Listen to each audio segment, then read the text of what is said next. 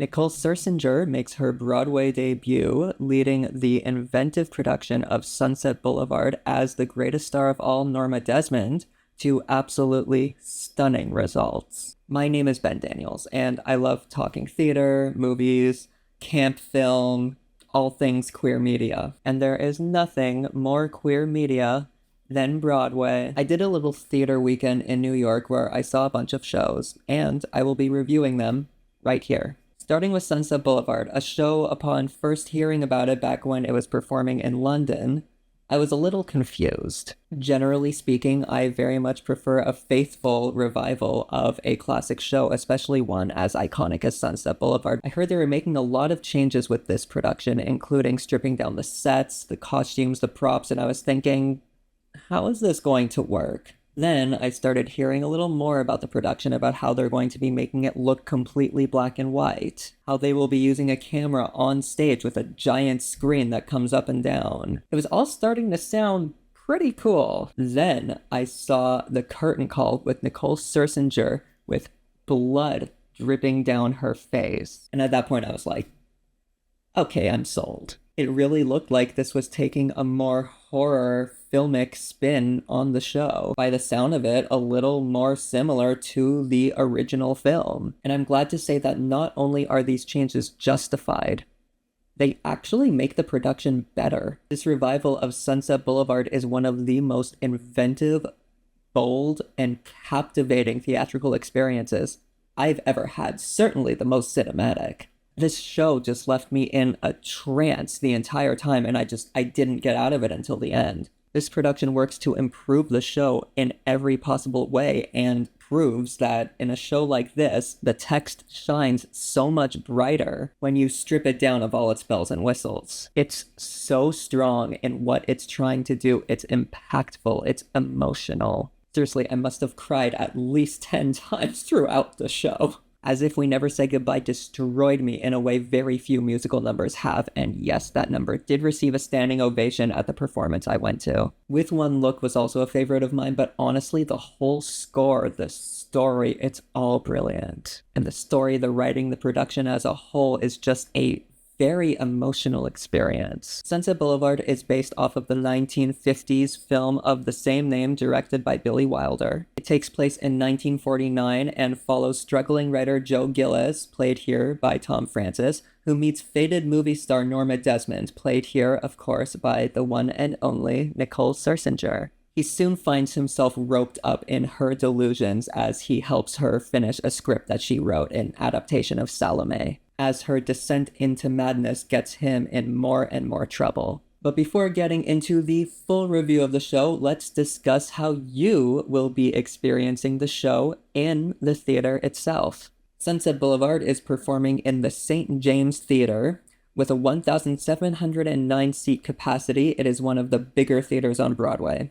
I was sitting in the center mezzanine, row F, seat 107. The view is brilliant. However, the rake in this theater is notoriously bad. Whenever I see a show at this theater, I find myself needing to scoot to the edge of the seat to get a full view of the stage, particularly when actors move closer to the front, which is the main trouble spot. The rest, though, is a perfect view. The theater itself is beautiful, even if the seats feel a little cramped together, leading to some pretty bad legroom. As someone who is 5'11", that theater always remains quite a challenge. So when you go see Sunset Boulevard, be aware of all this. It's not really a comfortable theater-going experience, but it is still one of the most iconic theaters in New York. Let's talk about the script and the score. The show covers many of the same beats as the original film, but they write it in a way that really makes it feel like its own thing. For example, this is a mostly sung-through musical. There's very little actual talking dialogue, which alone makes it feel very different from the movie. The score is easily Andrew Lloyd Webber's best. He composed the music for it, and Don Black and Christopher Hampton wrote the lyrics. And it features well-known classics such as With One Look, As If We Never Say Goodbye, The Perfect Year, and of course the titular number. It's an extremely well-written show. The score is dramatic and sweeping, including the stunning instrumentals performed in this production by a big 25-piece orchestra. To give a moment to talk about said orchestra, this is probably one of the most powerful uses of the orchestra I've seen in a theater.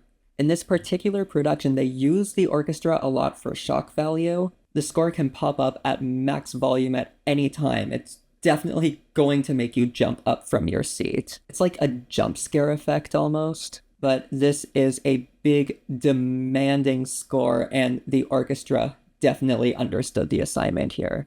The narrative structure revolves around Joe Gillis, spoiler alert, after his murder, who tells the story of the events that led to his homicide that had just been reported. So there are many moments in between the big songs where he's telling or singing through the story. It's a really cool way to structure this narrative. The show is very well paced, running at just a little over 2 hours without taking the intermission into account. The writing is captivating enough you never really feel like it's running too long. Making it a mostly sung-through musical really helps keep it from growing tired or drawn out. And the dialogue itself is generally very intense, and it's performed very intensely. Even when I didn't need to be literally on the edge of my seat due to the poor rake of this theater, for much of this show, I was figuratively on the edge of that seat. Especially the scenes between Joe, Norma, and Max, those are always just deliciously intense. The scenes between Joe and his colleagues are great too. There's this sprouting love story between Joe and this up-and-coming writer Betty, but of course it's jeopardized by Norma's involvement in his life and her current engagement to Joe's best friend Artie.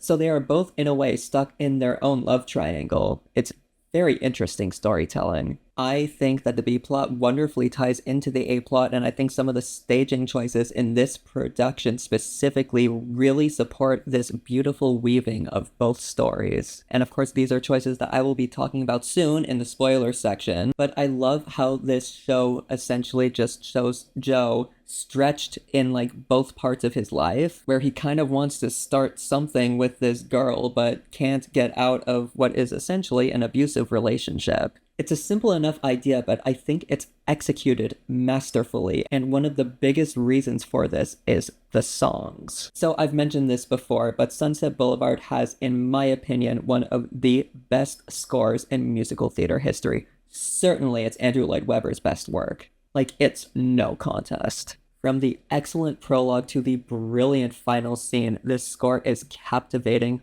heartbreaking, and epic. The running leitmotifs for the A-plot, at least, really mostly come from the overture, With One Look and As If We Never Say Goodbye, which always works to give you a reminder of the running themes in this show. How this older, faded movie star has been chewed up and spit out by Hollywood and just wants another chance. That constant reminder through the music really helps you empathize with Norma, even though she ends up going crazy at the end. New Ways to Dream is an excellent example of further conveying this theme, as Norma expresses her desire with Joe's help to get another shot or give the world new ways to dream, even going so far in the lyrics to claim, despite her age, that nothing has changed. Her ignorance here is absolutely spine-chilling to watch. A leitmotif coming from the song Girl Meets Boy comes up a lot in the B-plot as Joe and Betty's relationship continues to grow, which is a nice, sweet contrast to the more intense leitmotifs that are scattered around the A-plot. It effectively shows the juxtaposition of both sides of the plot, especially as they begin to tie together later on in the show as the B-plot leitmotifs begin to borrow from the A-plot, until they're in direct conflict with each other by the end of the show.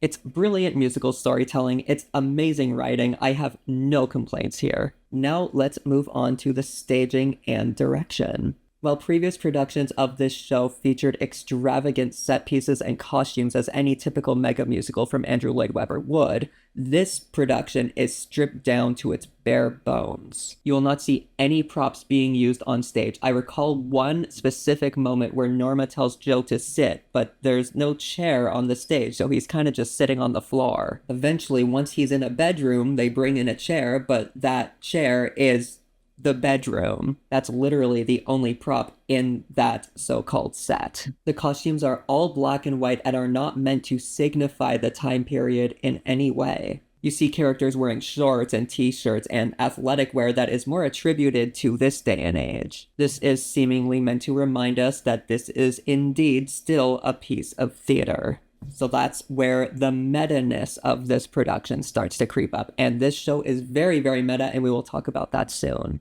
And the choreography is excellent, but there are many times where the actors are simply not moving at all. Oftentimes they're just reciting their lines or just staying in the background completely still. Me saying all this, you might find yourself confused at first. But when you watch it unfold on stage right before your eyes, you notice just how brilliant these choices are and how much they heighten the emotional impact of this story. There is a lot of empty space on this big stage. It looks isolated. It looks almost as if this is supposed to look like a mental institution. It perfectly encapsulates the themes of this show: Norma's descent into madness, Joe going down with her and kind of going insane himself. It is so atmospheric. It heightens the feeling of discomfort you're supposed to be feeling. And when a show like this is stripped of all of its bells and whistles, it forces you to look purely at the text. The story itself is very demented, and plot beats that should be seen as really messed up, that feeling is heightened due to these directorial choices. For example, there is a scene, while trying to avoid spoilers, that takes place right after a suicide attempt. By the end of this scene, it is implied that these two characters involved have sex, essentially coerced by this suicide attempt. It feels a lot more uncomfortable to watch here than it would in any prior production of this show. Without the distraction of the sets, the costumes, and everything surrounding the scene, it forces you to read the text in a different context, and you realize just how insane it is. And yes, while there are many scenes where the actors are simply standing still and just reading their lines, sometimes not even looking at each other, this is still an incredibly dynamic production, featuring a lot of really cool dance numbers from the main cast and especially the ensemble, who kills it. The meta-ness of theater this production is trying to push really runs deep. Even having actors whose characters essentially wrap up their role in the show remove their microphone before walking off stage. And this is just one of many ways they bring the meta-ness of this production into it. Whether it's acknowledging Nicole's past with the Pussycat Dolls, or giving a peek backstage. At one point you see Betty writing a script on a MacBook. Or, and I'm sure you must have heard of this by now, taking an entire number onto the streets of New York and performing it outside, with a cameraman following Tom and much of the ensemble. And speaking of the camera and screen setup in this production, I thought it was pulled off stunningly. It was so cool to watch. There are many times in this production where a camera person or camera people follow a character or different characters at once. A lot of this is done on stage, but some of it is done offstage or backstage as well. They are then streamed live onto this massive screen that comes down onto the stage. The screen is not on stage at all times, and this is not used constantly, but the frequent enough times it's done are extremely effective and add just another layer of depth to this revival. It gives us a much deeper look not just into the emotions of these characters, but also their pores. But jokes aside, this heavily detailed camera really helps establish the themes of this show in some remarkably effective ways, and even builds on the intrigue and the mysteriousness and the meta-ness of it all. For example, Mr. DeMille, a character who has a pretty small but still impactful role in this show. He is completely shrouded in mystery. You really only see him on screen, and when he's on screen, you don't see his face. It is completely blacked out. He never comes on stage either. He is very much, as a director, behind the scenes. The way they present his character really just adds to the discomfort. It's almost Orwellian, and that is definitely one of the most impactful ways they are using the camera and screen to help achieve what this show is trying to do. The camera is also used a lot for humor, surprisingly enough. The Salome number is a great example of Nicole showing off her comedic abilities and her diva persona, and that includes her interactions with the camera. And David Thaxton's character also, very surprisingly, has a lot of humorous interactions with the camera. It can also be used to emphasize the romance in the B-plot with the scenes between Joe and Betty, to great results. It's really cool how versatile this camera ends up being in establishing the different tones of this show. Jamie Lloyd demands complete control of your senses in ways that I will go into more detail on in the spoiler section, but I like how he was playing with our emotions as an audience and manipulating how we're supposed to be feeling through his staging choices. And now, let's talk about the performances. I feel like it goes without saying here that the performances are incredible, show-stopping, transcendent. We've all heard of Nicole's brilliant Broadway debut by now.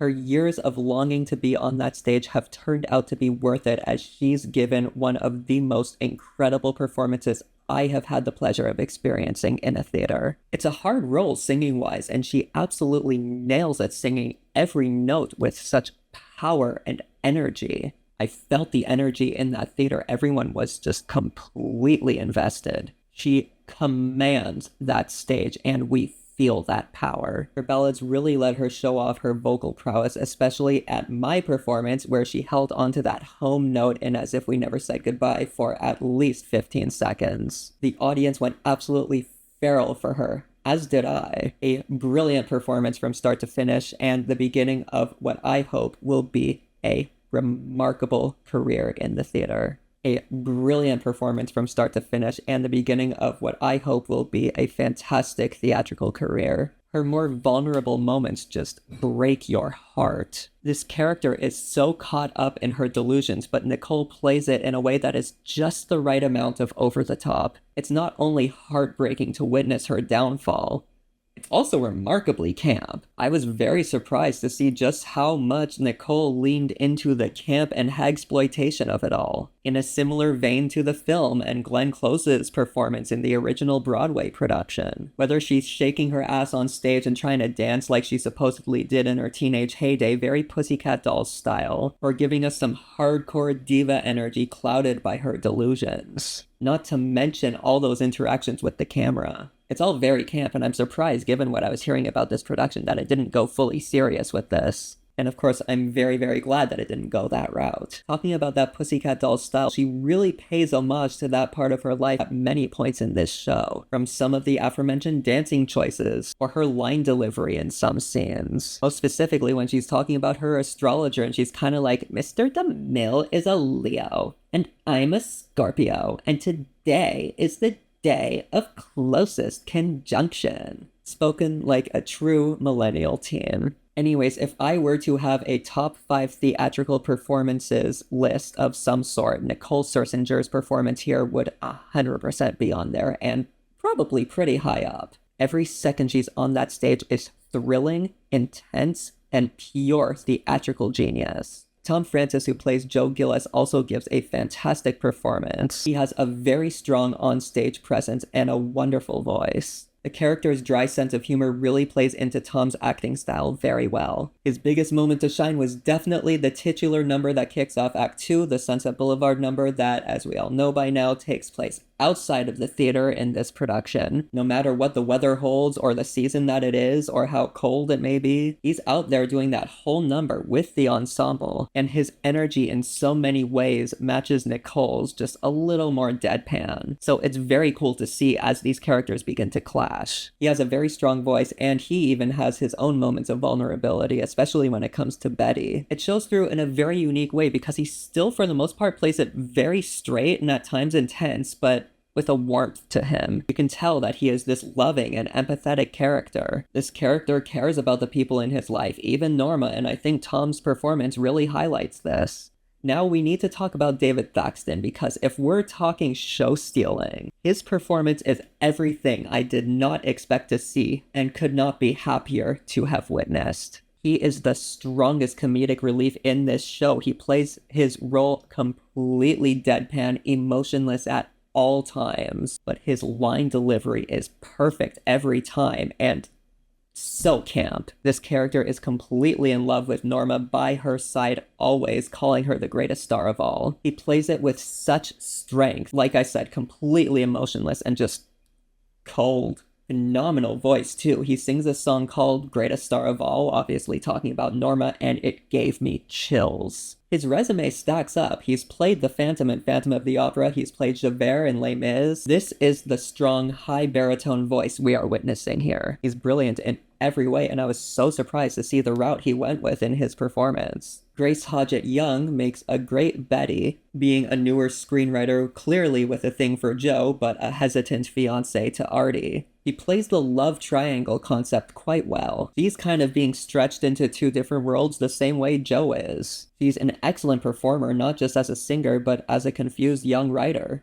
The whole ensemble is excellent, very dynamic. Their choreography, their singing, it's all on point. The greatest examples would have to be This Time Next Year and the scene after the phone call in Act 2. The ensemble is used so effectively here to build the intensity of these scenes, and they absolutely command the stage when they need to. Now, let's talk spoilers. I want to give these reviews a spoiler section so I can go more in depth on scenes that I loved or maybe didn't love as much while not upsetting people who want to go in blind. And honestly, I think especially for this production, you should go in blind. I want to do everything I can to prevent spoilers for a show like this, because there is so much happening here that is shocking and surprising, and it's so much more impactful if you go in not knowing what's about to happen. So if you have not seen this production yet and would like to remain spoiler-free, please simply just go to the next chapter for my final thoughts. With that out of the way, there are so many powerful moments in this show that I have spoken about but have not really been able to go too in-depth about until now. I will start off by saying that yes, there is a moment in this show where Norma attempts suicide. It's not done on stage, but you see her wrists all bandaged up and bloody. And Act 1 ends with the presumption that Joe and Norma, right after this suicide attempt, have sex, and essentially he is coerced into this through this suicide attempt. And then this is kind of supposed to be where the big turning point of the show begins. It feels so much more uncomfortable to watch here because of the staging and the acting in this scene. They're just standing there talking to each other, not even looking at each other on a completely empty stage. They look like a couple of people in a mental asylum. A plot beat like this simply does not have the same impact when you're so distracted by the sets and the costumes of the earlier productions of this show. It's remarkable how uneasy I was feeling watching this performed in this way. Another beautiful staging choice I wanted to discuss here was during the Too Much in Love to Care number where Joe and Betty profess their love for one another. It's a lovely scene, but could typically distract from the A-plot, I would imagine, and maybe have you looking at your watch. It's a long number, running at around 4.5 minutes, but what they do here ties both stories together brilliantly. They do the entire scene, the entire number together, with Norma standing in the middle of them, just doing nothing, saying nothing, doing nothing, completely emotionless. It's a brilliant staging choice that reminds you of the stakes of this decision and where the story is going to go from here, because you know some crazy stuff is about to go down. And on the other side of things, from a character perspective, it gives a deeper look into Norma's psyche and her love for Joe, and it makes you empathize with her. But overall, it keeps the context of the whole narrative alive in a scene that would otherwise detract from it. That's incredible direction. One of the biggest laughs of the evening was definitely during the New Year's Eve scene where Max, just completely deadpan, walks up to Joe and Norma and just throws confetti onto the stage. That scene got a huge laugh, and it's moments like that that really show David's dedication to character. It's great acting, it's funny, it gets this character's point across. And I will mention, I also love this character's arc, especially later on in the show, where he's telling Joe how he was Norma's first husband, directing her films, and kind of just stuck around. He still loves her, but interestingly enough, is not jealous by Norma's infatuation with Joe, or I guess any of her subsequent husbands after Max. I love how the ensemble represents the characters' psyches in so many different ways. The most notable, in my opinion, probably being a scene that takes place right after a phone call from Norma to Betty, where Betty drives over and suddenly the whole ensemble is kind of running around on stage and they're all wearing Norma's dress, and the stage just all around becomes complete chaos, and then it all ties together when Joe starts screaming, "That's Norma Desmond, that's Norma Desmond, that's Norma Desmond." It's a really cool metaphorical way to look at what the characters are thinking and the chaos that is going on in their heads, and the camera does a lot of that kind of stuff too. We also need to talk about the Sunset Blvd number itself. The camera goes on backstage during the entr'acte, and Tom is kind of just taking us around the backstage of the theater, and there's a lot of funny sight gags and foreshadowing. Two cast members are making out behind him. Nicole in her dressing room is very cleverly writing in lipstick on her mirror, mad about the boy, which is what she says after she kills Joe. And interestingly enough, there is a gun on her desk that they don't even use on stage, because there's no props. There's so much happening before they take the actual number outside onto the streets of New York, and they have Tom and the ensemble, and for some reason some guy in a chimpanzee costume just walking along the street while he's singing this number until they eventually go back inside the theater to finish it off. This show truly is a spectacle, just not the typical Andrew Lloyd Webber spectacle. And can we just talk about the ending for a moment? Because this show does something shockingly different at the end. She still kills Joe, but the stage goes black for quite some time. Then it becomes very, very dim and hazy, and this is going on for around 4 minutes until Max screams out, "Lights, camera, action." And when I say Jamie Lloyd demands complete control of our senses, I mean it, because after 5 minutes of leaving us completely in the dark, the screen behind Norma flashes on as bright as it gets, and suddenly our eyes are overwhelmed. We need to squint to keep watching. I remember hearing the mumbling and the ahs of people whose eyes were burning around the theater. Jamie Lloyd is literally controlling how we are feeling physically in this scene, and it works so well. But one thing you can't help but notice once the screen lights up is Joe's body is gone. He's not on the stage anymore, and you just see Nicole's mouth dripping with blood. I was confused as to why that was happening watching the curtain call videos online. But watching it happen on stage, I mean, I guess it's up for interpretation, but it kind of implies that Norma eats Joe. I mean, I don't know where else the body could have gone. It takes a whole new spin on the ending of this show in which Norma goes insane to the point of cannibalism. It is so delightfully messed up. What a cool twist. So, final thoughts. I can talk about every moment, every staging choice, every song in this show for hours. I'll just say this. This production is running until July 13th. Do not walk.